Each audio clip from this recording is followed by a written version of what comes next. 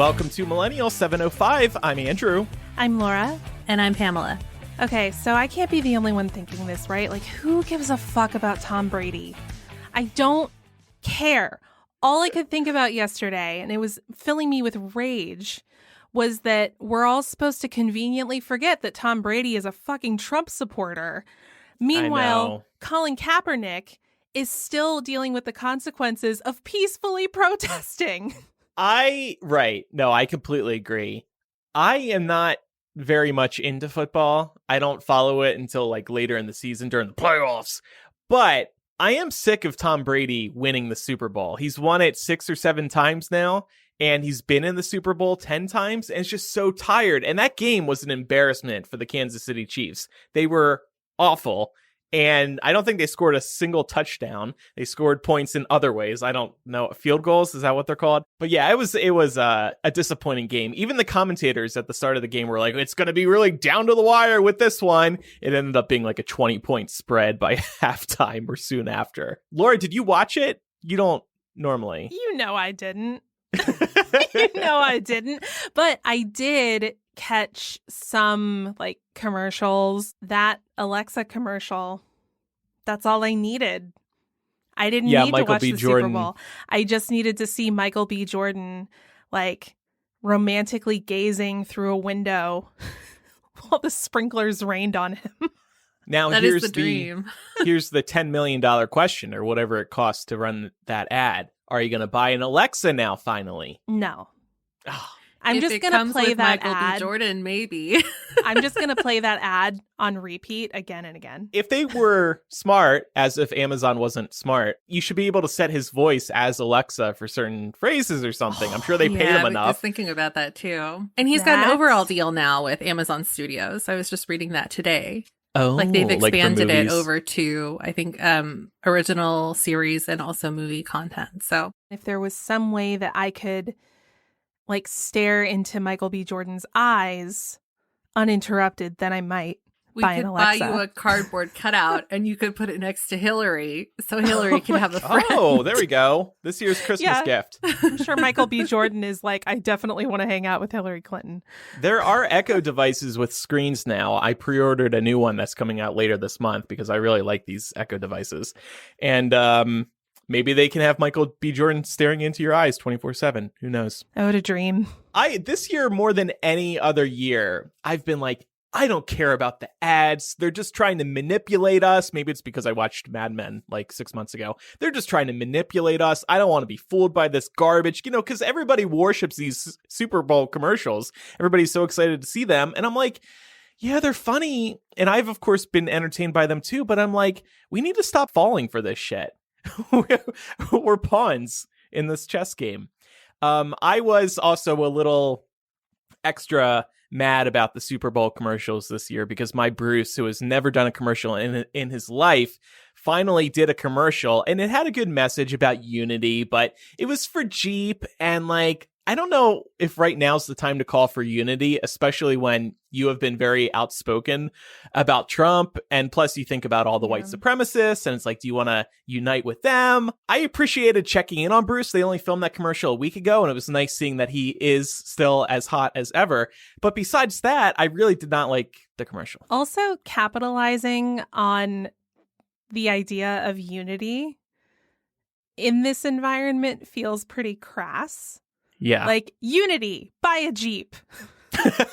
Right. But, what do you expect? Because the NFL would also like us all to focus on unity instead of the fact that, they ousted a black player for deciding that he wanted to take a stand peacefully. Yeah. Yep. Pam, did any commercials stand out to you? I hate to say this because we were just talking about how it's kind of shitty that they're running commercials at all right now. But I liked the Wayne's World Cardi B collab.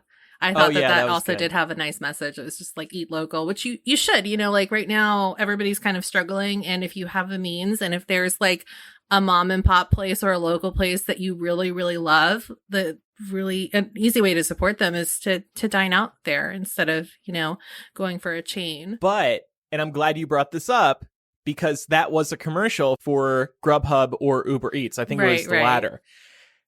Those fucking apps crush restaurants. They take way too much in fees. They kill the delivery drivers. So yes, eat local, but for the love of God, just go pick it up yourselves. Honestly, as a tweet said last night. I've never used a delivery app. So oh, really? Never? Yeah, I think I used it once because I really wanted coffee from this one place, and it was at Comic-Con, and it was really far away. I didn't want to go get it. But other than that, I mean, I'd rather just go pick it up because, like you said, the fees are a nightmare, and I've never really thought about where the money goes for that. But it's kind of crazy. Like, you have to order a bunch of food, and none of the promo codes ever really work in your favor. They're always like, here's $100, but you can only use like $2 each time you make an order. Restaurants hate these apps. They use them because they know people are using these apps, but they hate them because they just take too much in fees. I was cringing during the Sesame Street one. It was Sesame Street and Grubhub or DoorDash. I'm like, if Big Bird really knew about what these delivery apps are doing to the restaurants and customers, Big Bird would not be happy about this. Big Bird's not real, so. What? But you still don't want Big Bird to sell out. Laura, how's your Dogecoin doing? You a millionaire yet? No, and I'm never, just to clarify, I'm never going to be a millionaire off Dogecoin because I purchased 2,100 credits or 2,100 stocks. I'm still new to all the lingo. Shares. Shares. There you go. But it's not a stock. It's a crypto. So you bought 2,100 Dogecoins. Yeah, I bought 2,100 of them, valued at 2 cents a piece. Now they're worth 8 cents a piece, which sounds insignificant, but I've like doubled my investment. So haven't you like quadrupled it? If it went from 2 cents to 8 cents? Well, so my initial purchase was for 2 cents, and then I later made a purchase that was for 4 cents. So like, you averaged up. Yeah, I averaged up a little bit. Amateur mistake. But yeah, I mean, my $80 has turned into $160, so that's something. I've been texting Laura a little bit over the past few days because I follow Elon Musk, and he's really been pumping Dogecoin recently. He will just tweet, much wow. That's it. That's the tweet. Yep. And Dogecoin will suddenly skyrocket. It is so entertaining to watch this power. I'm sure he's entertained too. That's probably why he's doing it. He's probably studying just like how much of an effect that he has on this crypto. Yeah. And that's honestly, I feel like it's a fun way to put a few dollars in the stock market and just dabble and kind of learn more about how it works. Yeah. I've seen some people who claim that they're putting thousands of dollars into this, which I think is a horrible idea. This could crash literally any minute. So don't put more in there than you can actually lose. Right. But it's been fun. And who knows? I mean, Tesla apparently invested 1.5 or they purchased 1.5 billion in Bitcoin. So who knows what this means for cryptocurrencies? Yeah, but it's interesting because now you're going to be able to buy, they announced this on Monday, you're going to be able to buy a Tesla and their other products with Bitcoin, which is just insane. And it's a big deal because it gives Bitcoin some serious credibility. I mean, some places have accepted Bitcoin as a form of payment, but this is like a really big company to do that. So yeah, who knows what's going to happen from here and what the point of all this is. I'll be able to buy my ticket to Mars with Dogecoin. Tweet that to Elon. He'll probably say yes. Oh, fuck yeah. I'm going to do that. That's a great idea. I wonder if Pat can start getting paid in Dogecoin. That'd be pretty fun. Yeah. Well, have you heard of companies? I don't think it's quite so common now, but a few years ago, there were certain companies that offered you the opportunity to get your paychecks in Bitcoin, which is insane to me. Like, yeah. No. But the value of Bitcoin keeps going up. So actually, I mean, a single Bitcoin is currently worth like about $40,000. $46,000. It shot up today with Tesla buying 1.5 billion Bitcoins or million Bitcoins. Maybe if you had like expendable income, most people don't, but if you did, and you could just say, I'd like to get, 10% of my paycheck in Bitcoin. I just also wanted to mention, we've been talking about COVID a little less here on the show. We don't have our COVID designated segment anyway. But I noticed in recent weeks that the COVID cases, new daily COVID cases, have actually been on the decline. And I was wondering what you two make of the falling numbers. Have you guys noticed this? Yeah.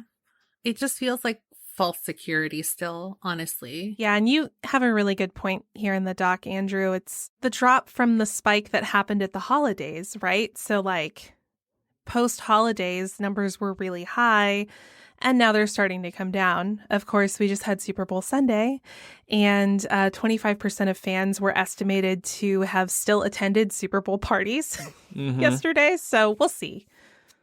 Yeah, what I did notice was that if you look at the daily case chart from the past few months, you see these increases roughly about 2 weeks after Thanksgiving, Christmas, and New Year's. And of course, things started falling because now we're well past 2 weeks after New Year's. I'm thinking now there's really no national days of gathering coming up until Memorial Day. So St. Patty's Day. I forgot about that and also one. spring break. Yeah. Double shit. People are still fucking dumb, and they're going to do both of those things. All right. Well, never mind. I was going to say baby cases will really fall now that there's no big gathering events happening. But I actually had a dream last night about getting the first dose of the Moderna vaccine. And I just woke up and I was like, wow, how deeply has this FOMO penetrated my subconscious? Yeah. I'm dreaming about getting a vaccine and feeling really happy about it. Like in the dream, I was super jazzed. I even remember getting my little card in the dream showing that I'd gotten the vaccination. Yeah, everybody's taking a photo with that card. You were deep into this fantasy. Very much so. Laura, you got to record a new cover. I'm dreaming of a vaccination, just like the ones my friends on Facebook received.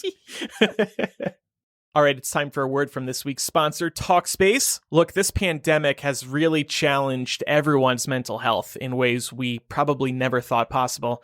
Some of us are juggling childcare with working full-time in our homes. Some of us are fighting with our partners more than usual. And on top of that, many of us are encountering unexpected job changes and challenges. It's all a lot to handle under normal circumstances, but it's especially grueling during a pandemic. All of this leads to a crushing amount of stress, which is why I'm grateful that I have my Talkspace therapist who lets me vent anytime I want. Talkspace therapists give you the support you need to feel your best. Talkspace has thousands of licensed therapists trained in over 40 specialties, including anxiety, depression, relationships, and more. Your therapist can help you set and achieve your goals. I think you'll be amazed at how much progress you can make each week that you attend therapy. And by the way, this is all from your couch or your bed or wherever you may be at any given moment. My therapist gives me practical guidance that really changed my life for the better. I am so glad that I found Talkspace and got the support that I need, and you can too. As a listener of this podcast, you'll get $100 off of your first month with Talkspace. To match with a licensed therapist today, go to Talkspace.com or download the app. Make sure to use the code MILL to get $100 off your first month and show your support for the show. That's MILL and Talkspace.com. Okay, well, jumping right into the latest politics news for the last week or so, the second impeachment trial is set to begin on the day this episode is being released, Tuesday, February 9th. How are y'all feeling? Super Bowl, then impeachment part 2, just a loaded week. Gather. You know what? I'm going to be real with you. I forgot about this because there's just been so much else going on. But Indeed. I know that it's important, like, even if it's just... You know, it's tough because, it needs to happen. It's the right thing to do. However, I also recognize, taking a bird's eye view, that it's kind of inconvenient because Biden has he has a very ambitious first 100 days agenda. And of course, we all know the first 100 days of a new administration are the most productive days that will happen during that term. So totally get that. This is not great timing. At the same time, it's not like anyone should be surprised by this at all. But we did find out that the Senate has agreed on ground rules for how the impeachment trial will go. And we know that the impeachment managers from the House and then Trump's lawyers are going to be given 16 hours each to make their cases. The day that the show is released, they are supposed to be having a 4-hour-long debate about the constitutionality of this proceeding at all. So expect theatrics. I don't think this is worth tuning in for, quite frankly. Like, we have the question in here is like, will we be watching? I'm not. I'm going to keep up through news updates. I might turn on C-SPAN every now and then, but I'm not going to do what I did this time a year ago when we were doing the same fucking thing. Right. And watch wall-to-wall coverage. I'm not tuning in, and I don't care just because we already know the outcome, unfortunately. We know he won't be convicted. Yeah, he's not going to be convicted. However, I think that's really important. I think it's really important to force a vote and force people to decide which side of this issue they're going to come down on for posterity's sake. Yeah. This is sort of like a final redemption arc potential for any Republican who has been a Trump supporter up until this point. And according to, Gallup put out a poll really recently showing that a slim margin of Americans, or a slim majority of Americans, actually want to see Trump convicted this time.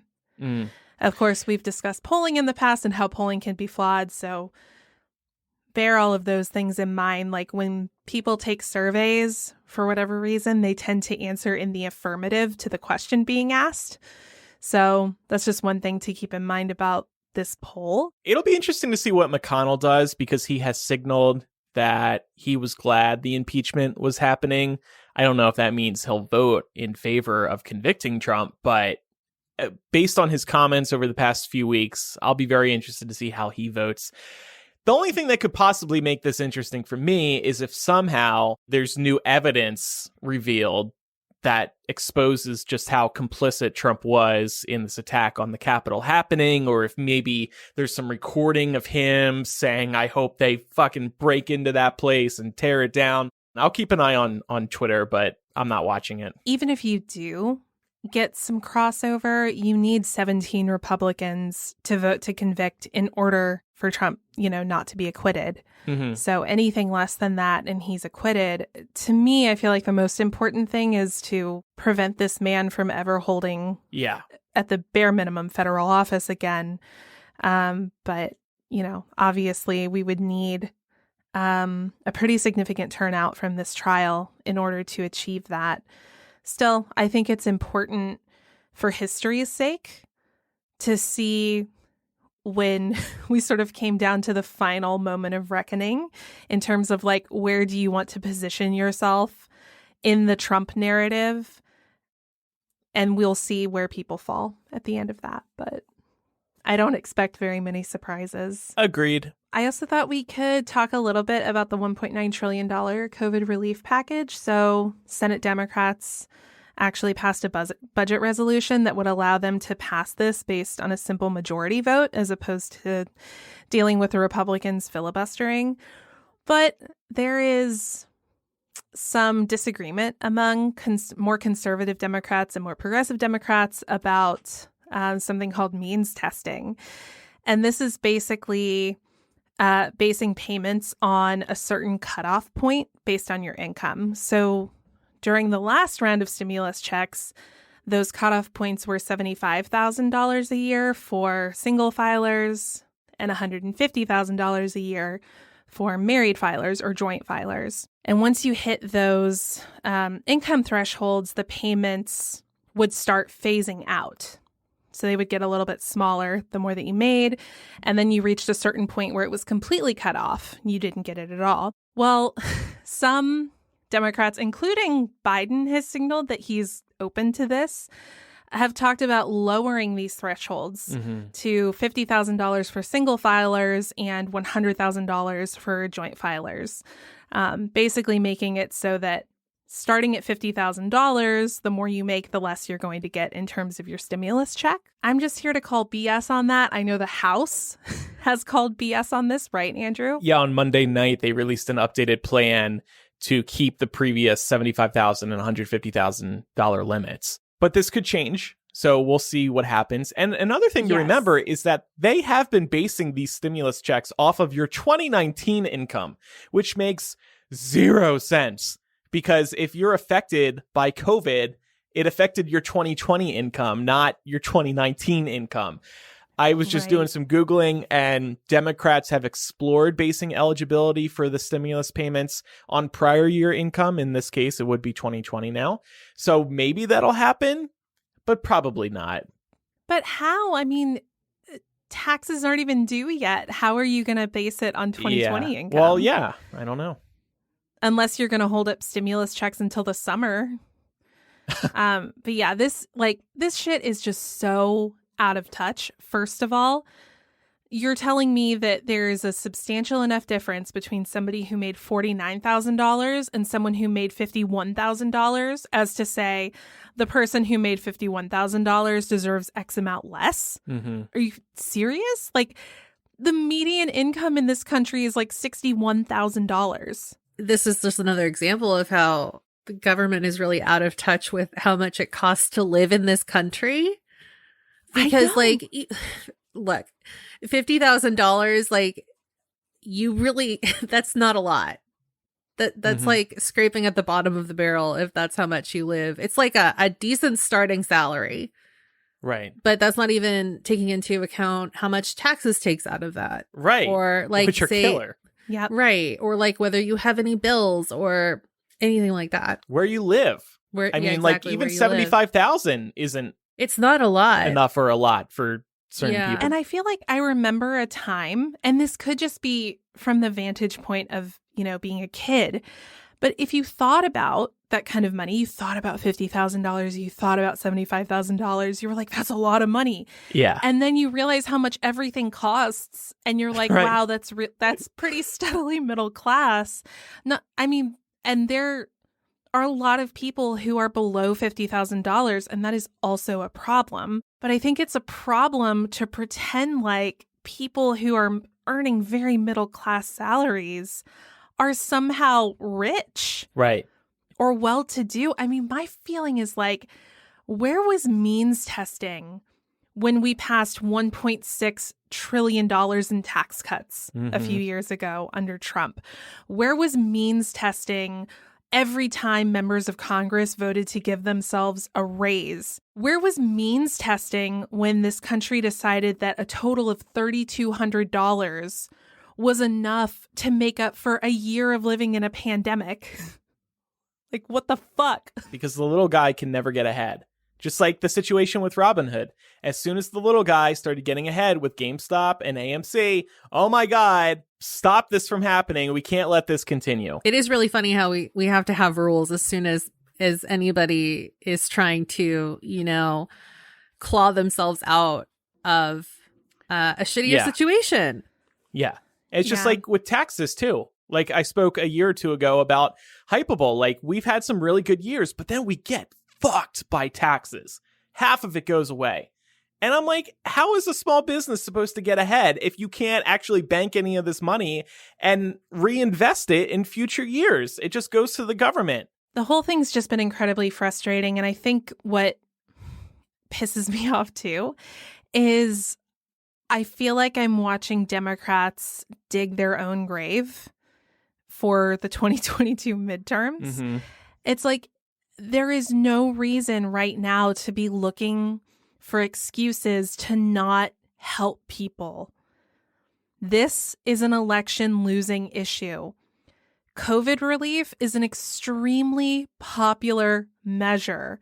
You lose way more by getting really nitpicky about like, oh, well, what if one person out there gets more money than they need?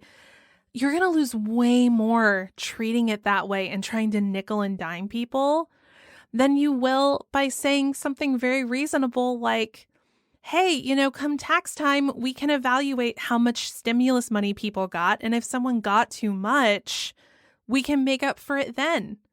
Mm-hmm. They're already asking that question on 2020 taxes. I have not filed mine yet, and you know that I will not anytime soon. But I was looking at it the other day, and there was a question in there asking specifically how much stimulus money you received in 2020.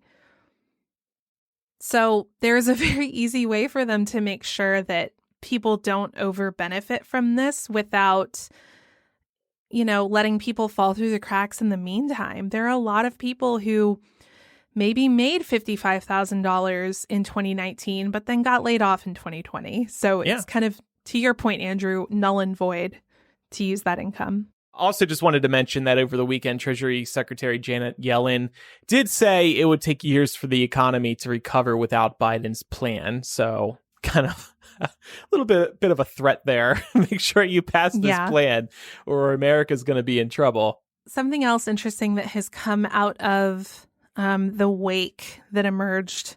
Well, I don't like the word wake. Something else interesting that has come out of the waves created in the weeks following the January 6th insurrection is that Smartmatic, which is a tech company that in particular helped with election results in Los Angeles, I believe. It was very localized. They've actually named Fox News along with some of its high-profile network personalities in a $2.7 billion defamation lawsuit over the network's false claims that Smartmatic helped rig the election in favor of Joe Biden. I love it. So this is fun. I mean, this is substantial. On top of the lawsuit hitting Fox News, they also named Lou Dobbs, Maria Bartiromo, Jeanine Pirro, Rudy Giuliani, and Sidney Powell.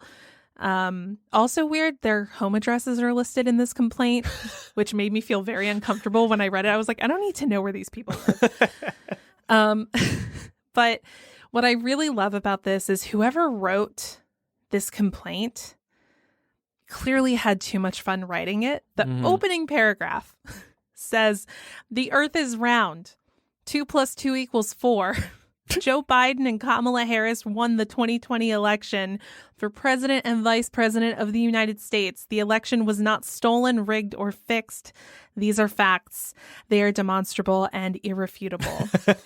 And they go on to lay out the case for how everyone named in this complaint knew these facts to be true, but told the big lie anyway just to get rich. Right. And very quickly after this complaint was filed, Fox abruptly canceled Lou Dobbs Tonight, which is also its highest rated Fox Business host, or its highest rated Fox Business show. Yeah, it was really interesting. We don't know if this lawsuit was the reason why, but it certainly seems that it might have something to do with it. Lou Dobbs was one of the most outspoken people on voter fraud. He's one of Donald Trump's puppets, always has been.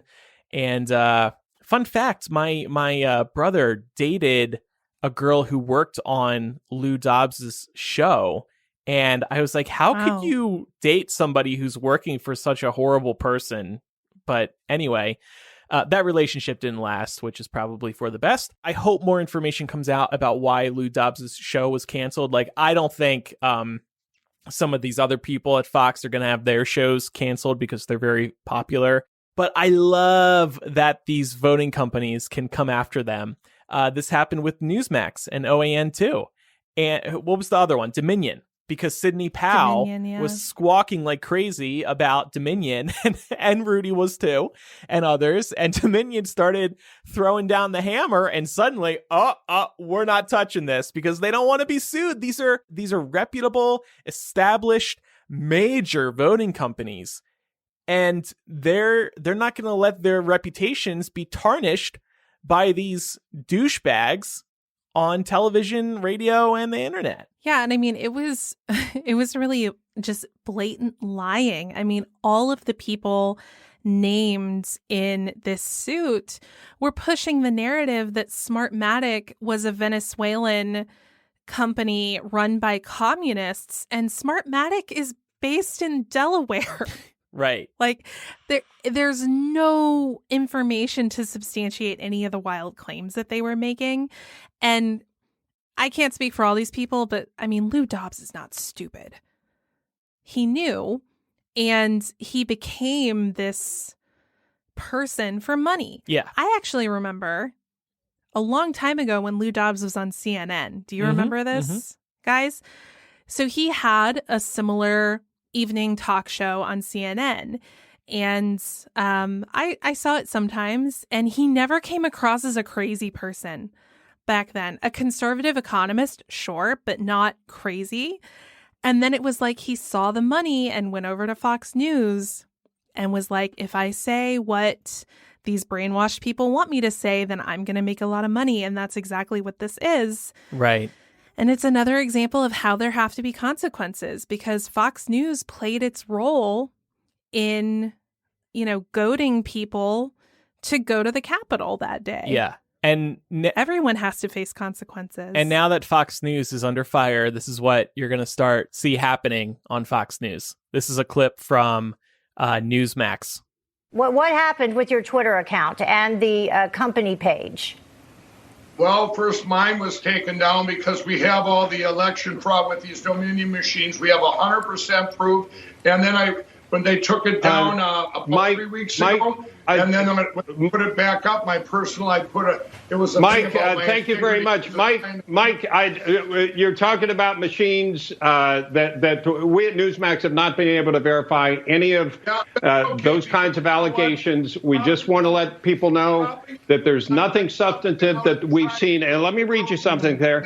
While there were some clear evidence of some cases of vote fraud and election irregularities, the election results in every state were certified, and Newsmax accepts the results as legal and final. The courts have also supported that view. So we wanted to talk. All the legal clarifications cut into Mike Lindell because Newsmax doesn't want to get sued anymore. You're going to start seeing that happening on Fox News. They're going to release these statements when people like Mike Lindell show up and start doubting the validity of the election. Well, they're definitely trying to correct now, but it's a little bit too late. So Right. The beauty of that clip, by the way, is that they started asking Mike Lindell about getting canceled on Twitter, and then Newsmax canceled Mike Lindell because they cut him off. And one of those hosts, the guy, just walked off the shot. Yeah. Oh, so good. Well, it's really funny that you kicked off the show sort of talking about how we were very COVID light. And I feel like this is a very COVID heavy episode. And we're going to start off talking a little bit about vaccine distribution. I also, in addition to checking out national headlines, try and read local news whenever I can. And I was reading my local hometown county's paper, and they had this report in there talking about how a superintendent out here got vaccinated before in-classroom teachers at one of the county vaccination events. This was an event that was specifically for people that work in person at schools.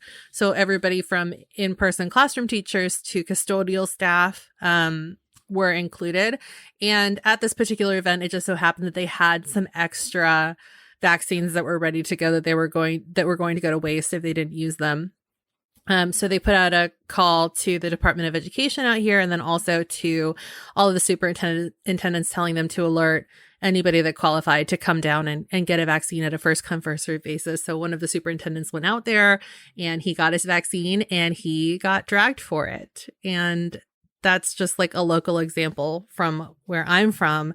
But this is not anything new. And I just think it's really interesting that there has been a lot of public outcry about who deserves to be at the front of the line. But maybe not surprising. Maybe we should have seen this coming. A couple of examples that have happened in the recent weeks include O.J. Simpson, who was trending on Twitter for posting a photo of getting his vaccine. People were very upset about this. He's a senior citizen. I'll give him a pass. Out in LA County, Mayor Eric Garcetti also received backlash for getting vaccines, specifically because it does not meet like any of the requirements that the county had set. Oh. So he got in a bit of hot water for that and made a couple of statements trying to smooth it over. I'm sure at this point, LA County has forgotten because there's a lot of issues going on out there. Variety also published a report a few weeks ago about how Hollywood's elite are really gunning for trying to get vaccines at any means necessary, which is a whole another can of worms. And then somebody in here put in something about SoulCycle. Yeah, so a SoulCycle instructor was under fire last week because she got the vaccine, and she got it because she called herself an educator, just because she coaches stationary bike classes. She educates cycling. That's ridiculous. And she's probably working at home. If she isn't, she's in the studio, not surrounded by anybody. She didn't need the vaccine. Shame on people like that. I'm a big Peloton fan. If I hear of any Peloton instructors doing this, I will stop taking their classes because this is a step too far. Andrew will just burn his Peloton. No, it was too expensive for that. This is just, it's very disappointing. I definitely predicted that there was going to be some sort of black market for celebrities, because where there's a will, there's a way. There is a deep desire from the rich to get vaccinated so they can move on from this nonsense. Of course, everybody wants to move on from it, but we don't have the money to make it happen faster for us. We'll probably hear stories in the months and years ahead about this black market where all these celebrities are getting the vaccines. And, none of them are going to go on Instagram and announce it, because then they would get attacked. If Darren Criss was like, I got vaccinated, he'd get in huge trouble.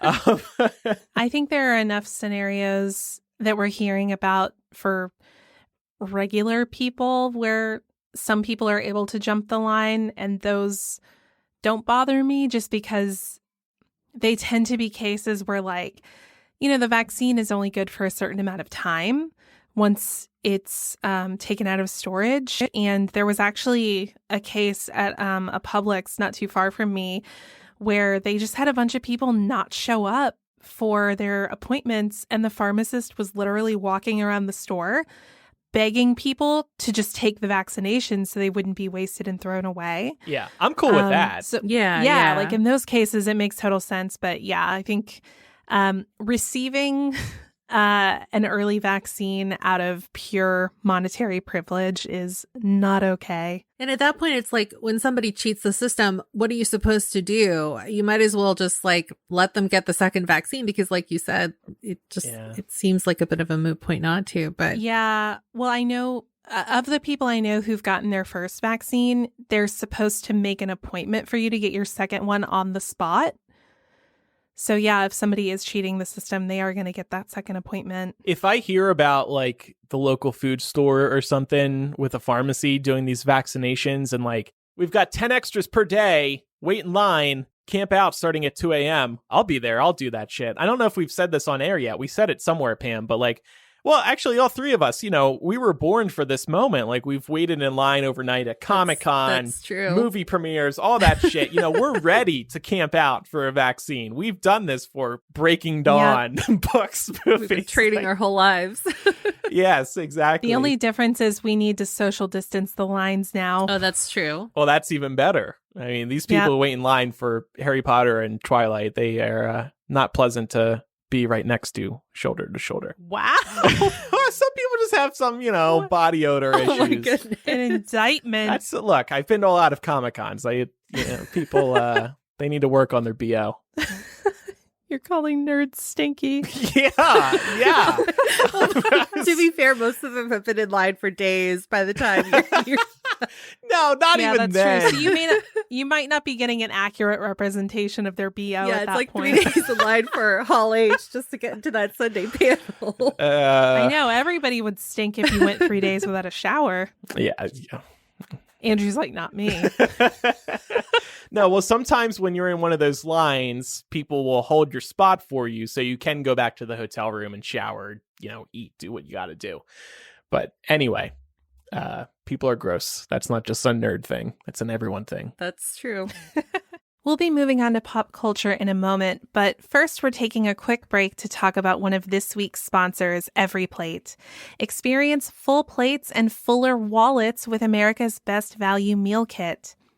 With everything going on in the world, I know sometimes I find it hard to find the energy to plan and cook every meal, which unfortunately leaves expensive takeout options on those nights when I'm feeling less than inspired. What's great about Every Plate is that one meal from them is the same price as a cup of coffee, and they have plenty of options to suit a variety of needs. I recently had the shroom pepper and jack quesadillas, and not only were they delicious, Every Plate took away the hassle of needing to do my own food prep.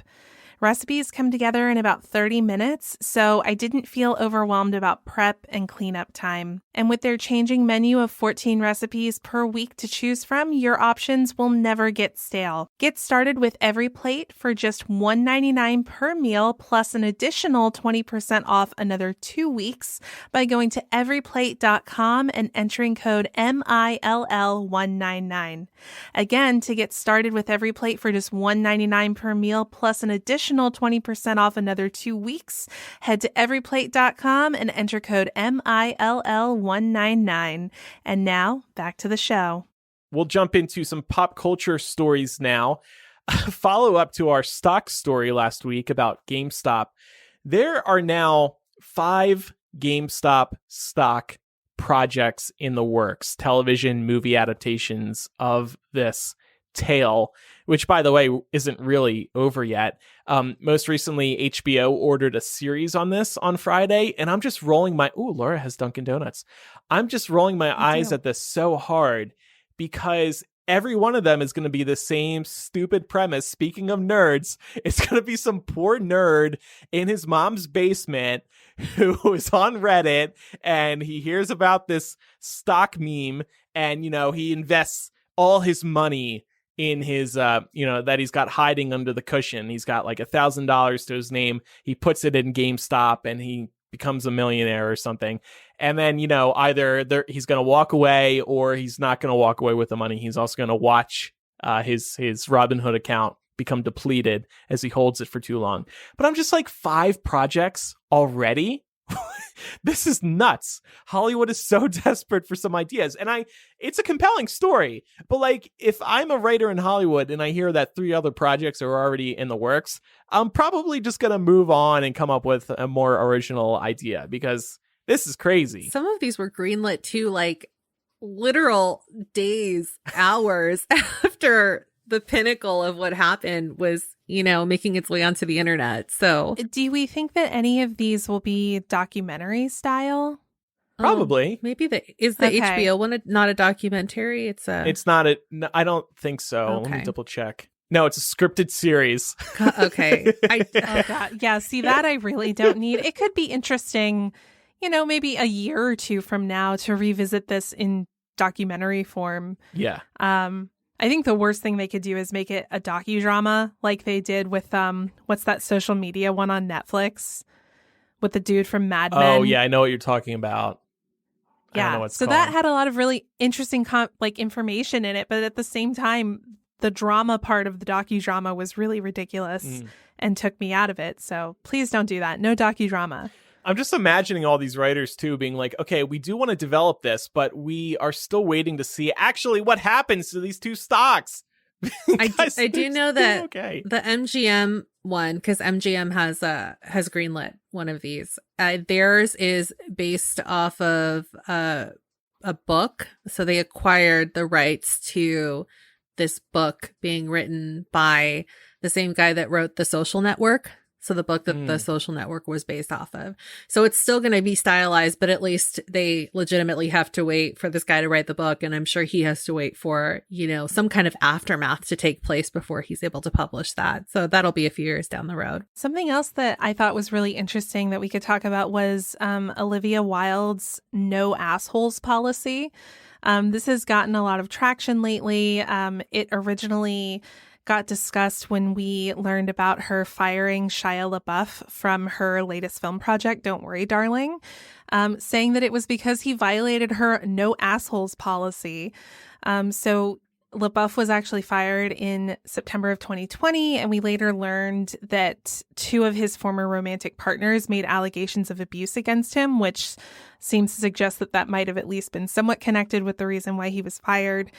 On sort of a separate note here, I haven't paid attention to Shia LaBeouf in a very long time, but I read his excuse for these allegations, and it just it fell so flat for me. He said, "I'm not in any position to tell anyone how my behavior made them feel.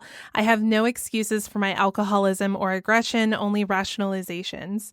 I have been abusive to myself and everyone around me for years. I have a history of hurting the people closest to me. I'm ashamed of that history, and I'm sorry to those I hurt. There's nothing else I can really say." What? He's been a real weirdo for many years at this point. Starting with that yeah. Interactive exhibit in LA. Do you remember that, Andrew? Vaguely. Yeah, the one where you What could did he do? you could queue up and you could go into a room and it was just like you sitting across from Shia LaBeouf and you would just Ew. stare into each other's eyes or something like that. You know, this is a total tangent, but we went to a Fall Out Boy exhibit in Chicago a couple years ago. And the final part was literally Pete Wentz in a glass case laying down, and you walk right up to it. And like he's signing shoes and handing them out a hole in the glass. It was so weird. Pat loved it, of course, because he loves Fall Out Boy, but That's very strange. people are strange. Yeah. But we get to learn more about this no assholes policy. We'd only really heard it alluded to in the past, but in Vanity Fair's Director on Director series, Olivia Wilde and Promising Young Woman director Emerald Fennell spoke about the policy. And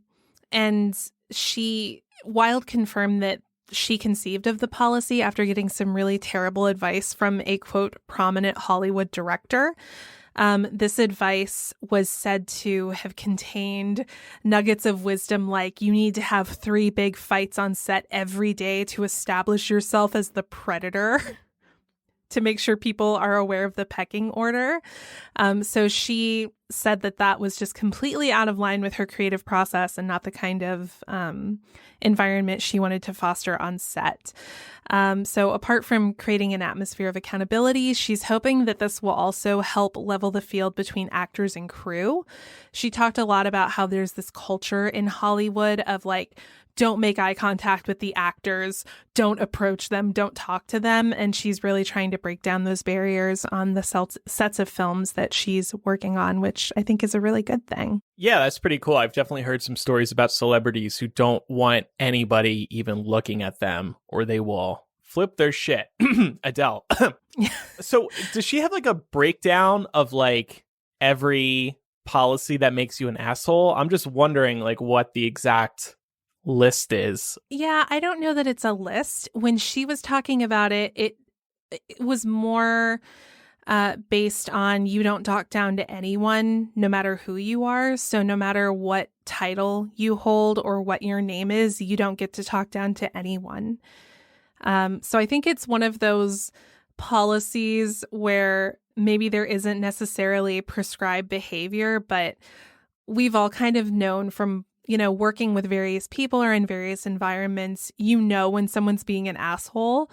And, usually if you get that sense, then other people may get that sense as well. So yeah, we don't know exactly what Shia LaBeouf did on the set, but it would be very unlikely for the behavior that he's exhibited in the public eye to be improved when he was on a private set. So I have a feeling there's a lot of carryover. The only thing I'm going to say about this very quickly is that it is just really funny that like she's been in the business for a while. She's an actress. I don't know how she could have not heard any, or maybe she's just very trusting. Like people's reputations in Hollywood, they precede them. Like, and I'm sure that Andrew, having also, been in the business for a while, like you hear things like, oh, this person is XYZ, but they're harmless. That's usually how people cushion it. Mm-hmm. But I just feel like there's no way that she could have not known that he was a little bit odd. Yeah. Yeah. So, well, I mean, it kind of like this is obviously going to a very prominent example, but like Harvey Weinstein, everything that we hear about Weinstein in the wake of all of that information becoming public is that everyone knew. Yeah, exactly. Everyone talking about it at this point is like, oh, yeah, I always knew. or I always had to be careful around him, or I knew he was creepy, but it was just sort of accepted that that's the way he was. And nobody wanted to speak out because Harvey wielded a ton of power in Hollywood. Yes. Mm-hmm. Yeah, I don't know what power Shia LaBeouf wields, honestly. Well, I guess maybe you don't want to be pigeonholed as like a rat around Hollywood, like just calling out other celebrities, because maybe that could but she break could down have some just trust. I don't know. Like I feel like she must be very hands-on. Clearly, if she was able to fire him and, recast with Harry Styles, who, by the way, when that casting news came out, they said that Shia LaBeouf had scheduling conflicts due to COVID messing up the filming schedule. So it's really funny. I love that excuse. I didn't realize so she that. definitely was like, nope, we're going to tell you guys what really happened. It's that I fired him. Anyway, my point in bringing this up is that it seems like she's somebody that has a very hands-on approach to every aspect of the films that she makes. She's like a little bit of a different case in my head, because it seems like she's very involved. I don't know. Maybe she's just, like I said, maybe she just wanted to give him the benefit of the doubt. He's done some great work, Shia LaBeouf, but it's too bad that he's a jerk. Yeah, but he also did The Tax Collector. Well, everybody makes mistakes, trash. Laura. So, that's the one you saw in the drive-thru, right? And you were so disappointed. Oh. Mm-hmm. Yes. The one that I legit thought was like a really bad 2003 film about like cartels and the drug trade. And then I saw that it was made in 2020 and I was like, what the fuck? Like it was just real bad. And I'm wondering, I think that a lot of this has to do with the ongoing conversations in Hollywood surrounding accountability. What else could figures like Olivia Wilde do to promote better working culture in Hollywood? I like that she brought up the specific example of wanting to bring down walls between cast and crew and sort of like start undoing that culture of you can't interact with actors if you're not an actor. Are there any other major, well-known toxic trends that come in Hollywood? I'm sure there are. I'm just not super up on them.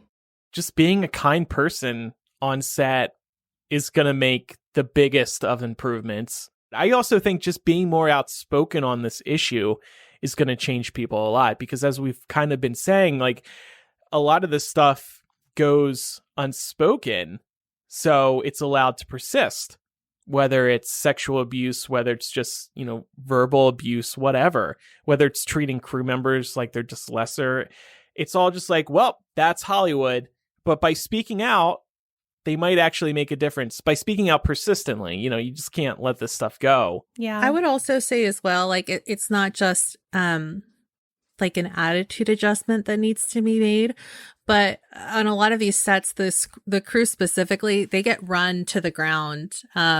Long hours are really common. Very often, shoots go over the previously scheduled like film shoot day. And I think that is also like a bit of an abuse of power, especially for young people that are coming into the industry, PAs, writers, assistants, things like that. So I think that on top of just learning to respect all people, regardless of whether you're higher up than they are or not, I think that the culture in terms of the abusive workload needs to change as well. Fighting for healthier boundaries. Yeah. Well, speaking of boundaries, Pam. Oh, yeah. Well, some California lawmakers would prefer that there were less boundaries when it comes to major theme parks. Great. Yes.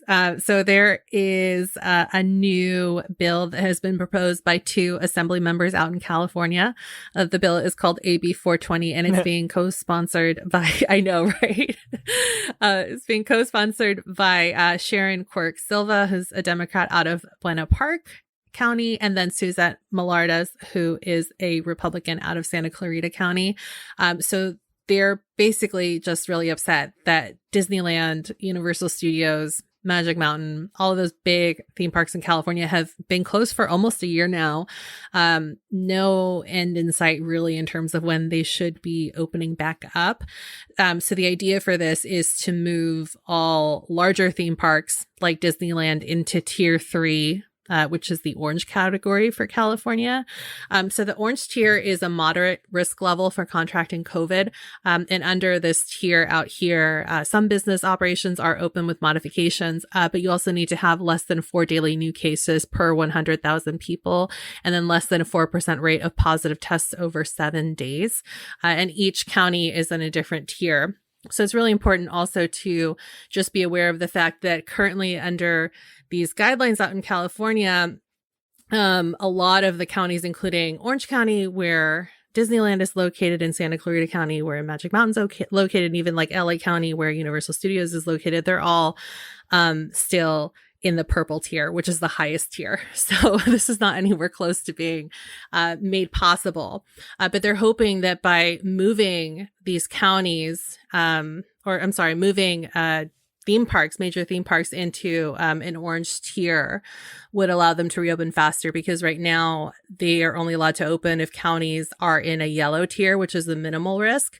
And that is really, really far off. So I'm probably going to have the devil's advocate position here, and I mean this. I think they really should reopen these parks. Nobody's being forced to go to these parks. If you feel comfortable going to the parks, then you should be able to go. These parks really want to open. In the case of Disneyland, it's very much outdoors. They should operate at reduced capacities. But I would consider a theme park very safe. Also, when you look at Disney World and Universal in Florida, they've reopened. It hasn't been an issue for the state. They've had an increase in daily cases just like the rest of the country has, but it hasn't been anything out of proportion when you compare it to the rest of the country. And I also think that Disney and Universal are taking cleaning their parks very, very, very seriously. Anytime somebody gets off a ride, they're going to be wiping that shit down. I don't think it's any worse than a Walmart, any department store. One big issue with California, and Bill Maher has been talking about this a lot on his show recently, because it's taken him 1,000 days and counting to get his damn solar installed. There is so much red tape in California, and this is part of the reason why these California theme parks haven't reopened yet. And, what's ironic is that California has actually done a really bad job controlling the virus, and they have more shit closed than like anywhere around the country. So I can't really make sense of it, but the theme parks should be allowed to reopen at this point. To your point about Florida being sort of like on pace with the rest of the country, that's because this whole country is fucking this up. So like, it's not that we're doing really well with it and we can say, oh, Florida's doing as well as the rest of us. Like, no, the whole country's fucking it up, including California. Yeah. I think about the park employees. I think about the people who would have no choice but to be there. It's one thing if we as consumers decide that we're going to put ourselves in that position, but employees don't get to make that choice if they want to keep their jobs, right? And well, what's the difference between that and a Target? I mean, that's a good point. Well, the thing is with Target is that I think most people are not staying there all day. So, I mean, if you're following the rules, you're going in to get what you need and you're leaving. So there's less of a chance of, that's true. I don't know. I think, honestly, throughout this whole thing, I've been thinking about this, and I've been talking to a friend of mine who used to work at Disneyland, and she was saying that it's probably going to take logistically Disney to, it's going to take Disneyland a lot longer to recover and recoup losses, because most people that go to Disneyland, it's not that people don't travel and that tourism doesn't come in for Disneyland, but most of those annual pass holders are people that live locally or that live within the state, because it's just so easy to get in there. And when people are regulars, they're not necessarily spending as much money on like Disney-owned hotels, for example, or on merchandise or things like that. And one of the things that we were talking about that we were surprised about is that at no point in any of this has Disney come to California, the state of California, and said, what if we just open restaurants? They've been doing a little bit of that, though, haven't they? Yeah, they have now. But, like they could have done that over the holidays because they usually have, like their holiday food booths. They have the space to do that if they wanted to do that. Right. And I don't know, maybe that would have been an easy way to show that they can handle having people come in and having low cases. I think what makes me uncomfortable about it, and it's the same sort of thing that applies to lots of different types of vacations that people like, not to say that you can't take a vacation during COVID. I think that you can. Andrew, you've had some really good examples of taking safe vacations because you've gone places that have a lot of outdoor national parks type attractions, right? But when I think about people in a theme park, I don't think about people who are being super guarded or who are thinking very carefully about, whether they're sneezing out into the open air or whether they're sneezing into an elbow. I don't think about people who are screaming inside their hearts, as we've heard some suggest you should do on a roller coaster. It just seems like there's a lot of risk that can come from people feeling like they're in a carefree environment, like Disneyland. All good points. I know people in our Discord are talking about it too. And I know I'm not completely right on this issue, but I do feel like there are a lot of opportunities. I think they've been very hard on the theme parks, and it might be time to reopen with reduced capacity and spacing people out on the rides and only opening outdoor rides. Well, and I'm not saying that there's not a way that this could be done. I mean, I'm thinking about movie theaters, for example, that are allowing you to rent out an entire theater for a small, like for your pod or whatever. Not saying that it would be feasible for Disneyland to only rent itself out to one pod of people, but you could maybe place limits on that, like maybe X numbers of, family units or pod units or whatever you want to call them can pay a fee to rent out Disneyland for the day. And that really would help minimize the number of people using the park. Whereas I feel like if it's just a free for all, I think it's a little harder to control the spread of things. At least if people know that they're there with their pod, that will kind of be who they hang around with, as opposed to milling about in a big crowd. Very quickly, I will point out that under the current state guidelines, smaller theme parks can open. I can't think of any off the top of my head, and I did not look this up. But basically, what they constitute as a small theme park is anything that can hold 15,000 or fewer visitors. So if those theme parks happen to be in counties that are in the orange tier, they can reopen, but capacity has to be limited to 25% or 500 people, whichever is less.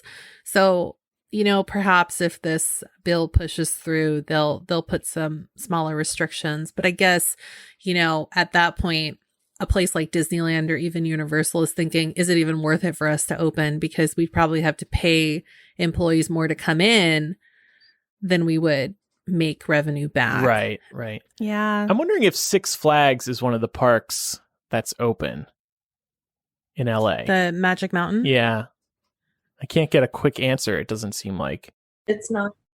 It's not open? Nope. Thank you, producer Joel.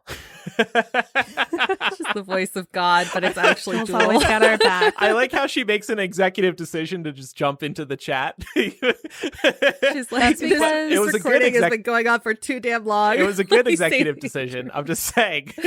I appreciate that. That's because Jewel is God. It's important information to She get out there is. immediately. Yeah.